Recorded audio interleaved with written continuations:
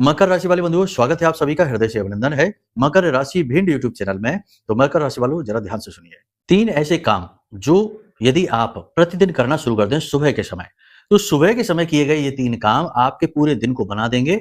हर प्रकार की नेगेटिविटी आप तक आएगी जरूर, लेकिन आपको छूकर चली जाएगी, आपका कुछ बिगाड़ नहीं पाएगी। तो ये 3 काम कौन से हैं? ध्यान से सुनिए। जब आप सुबह सोकर जागते हैं, तो उस समय आप निंद्रा से बाहर आए हुए होते हैं। आपका सबकॉन्शियस माइंड जागृत रहता है, अवचेतन मन, और आप दुनिया में इतनी जगह जल्दी घुले-मिले नहीं हैं। तो उस समय आप जो भी क्रियाएँ करते हैं, वो सारी की सारी क्रियाएँ आपके अंतर्मन की शक्ति को बढ़ाती हैं, और अंतर्मन की शक्ति से ही आप इस संसार में कुछ भी उपलब्ध अचीव कर सकते हैं, प्राप्त कर सकते हैं। तो क्या करें? उस समय आप अपने बिस्तर पर बैठ जाइए, आँखें बंद करके बैठिए और अपनी हथेलियों को आगे लेकर आइए और आँख खोलिए, अपनी हथेलियों को ही देखिए और इस मंत्र का उच्चारण करिए। कराग्रे वसते लक्ष्मी, कर मध्य सरस्वती, कर मूले च गोविंदा, प्रभाते कर दर्शन।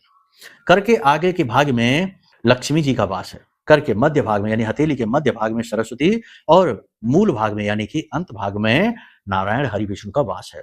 तो इनके दर्शन करना है, फिर आपको हथेली ऐसे मलनी है और अपने चेहरे पर लगानी है और अनुभव करना है कि आपको इन तीनों शक्तियों का आशीर्वाद और प्रेम प्राप्त हो चुका है।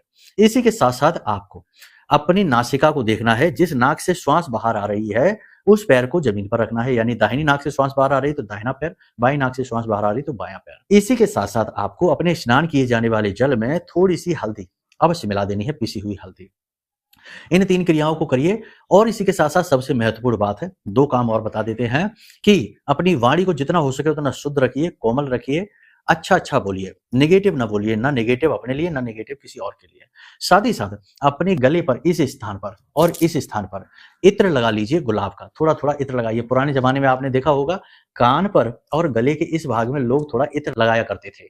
वो जो इत्र है वो आपके शुक्र को एक्टिवेट कर देगा और शुक्र आपके पूरे दिन को बनाएगा, आपके जीवन में खुशियां लेकर आएगा, धन लेकर आएगा, कामयाबियां लेकर आएगा।